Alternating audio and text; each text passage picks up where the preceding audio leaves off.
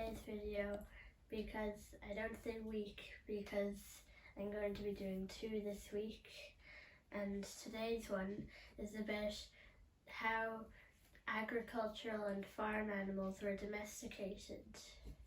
So I've been looking forward to doing this video, and the first animal we're going to be talking about how it was domesticated was the chicken, which I have some chickens. So it starts in Southeast Asia a very long time ago, probably BC. And so in Southeast Asia there's lots of bamboo, which of course Southeast Asia's places like India, China, Thailand, and the islands surrounding that area. So once every 50 years, the bamboo plants, what they do is they bloom and blossom and stuff, and then after they drop a bunch of little seed things called bamboo rice. And the chickens, red jungle fowl, which are also from Southeast Asia, and also the wild ancestor of the chicken. So the red jungle fowl, every 50 or so years, becomes knee deep, literally, in food. And of course, every time there's loads of food, they fatten up and they start cranking out babies like there's no tomorrow, and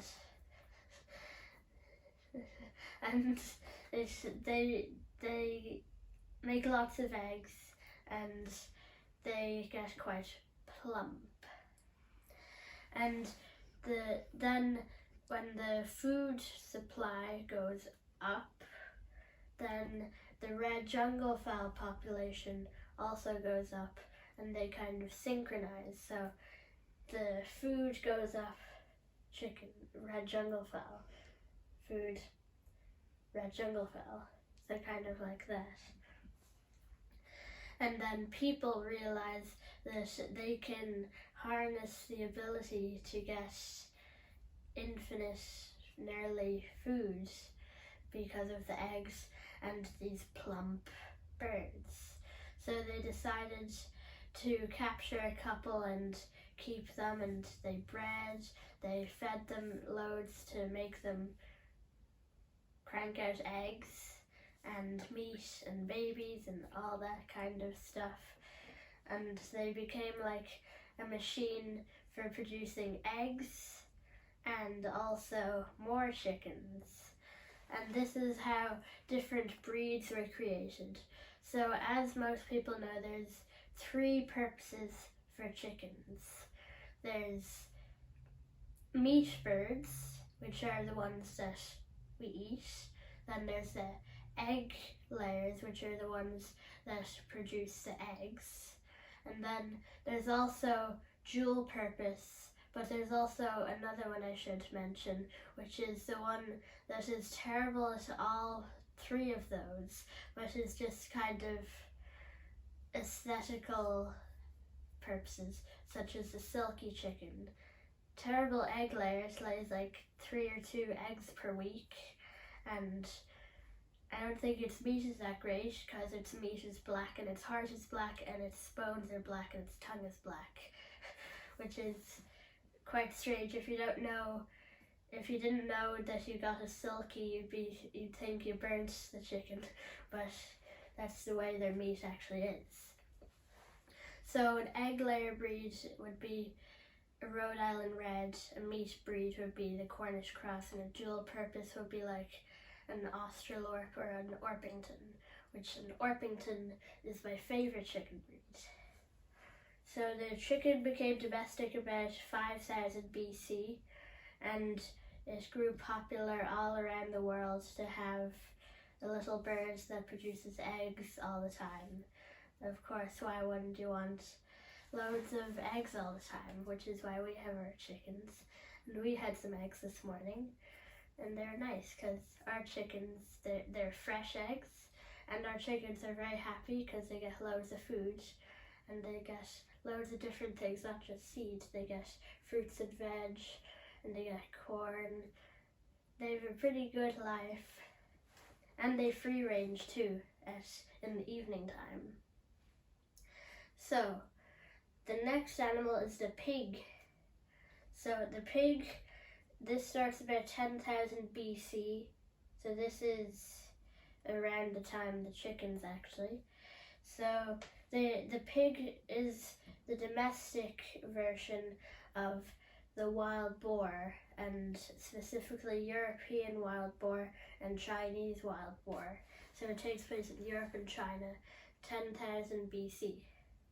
So boars were very commonly hunted for their meat, as they're a fairly large, fleshy animal. And of course, back then they didn't have farms, but it was around this time that people started domesticating plants and animals.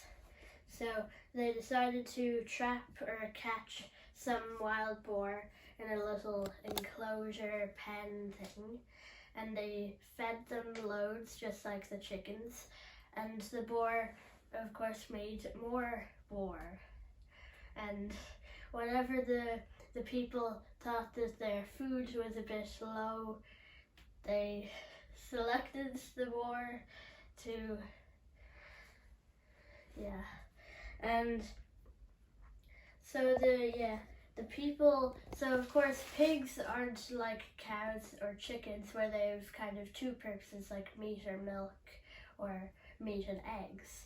Pigs, they don't really make eggs and they don't really make milk. Well, they do, but we don't drink pig milk. So of course there's only, well, I guess two purposes. Some pigs are bred for aesthetical purposes, but of course if the people wanted to get the perfect animal that would be able to feed their family, they would have to breed a large animal to a plump other large animal to get a plump large animal. So plump to a large, plump large animal that would be very big enough to eat. And this is how breeds were created, by, of course, selecting for certain traits and things to get kind of what you want. And this domestication method is also the same of how sheep and probably cows were domesticated by the people. They caught some because they needed them for some reason, and they bred them in big numbers too and created breeds. And our last animal is the horse. So just like the pigs, horses were once hunted for their meat, which is not done anymore for moral purposes, because people and horses are quite close nowadays.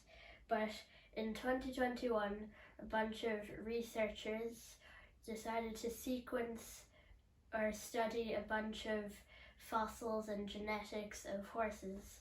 And here is a horse bone, which is a fossil of a horse bone, which I have, which you can see in my fossil display video, where I show all of the fossils I own.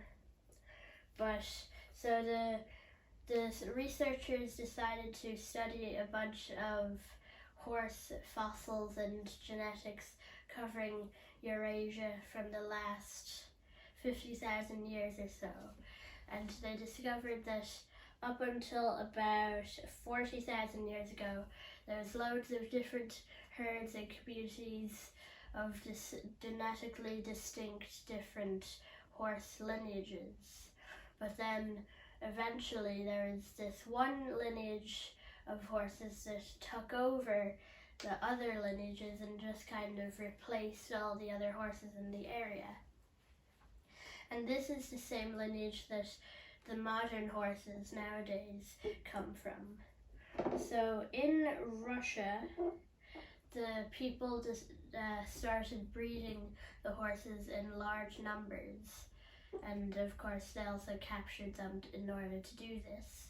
So they bred them in huge numbers and selected for certain traits, such as a stronger spine or to have a more docile, friendly, calmer mood to make them easier to interact with.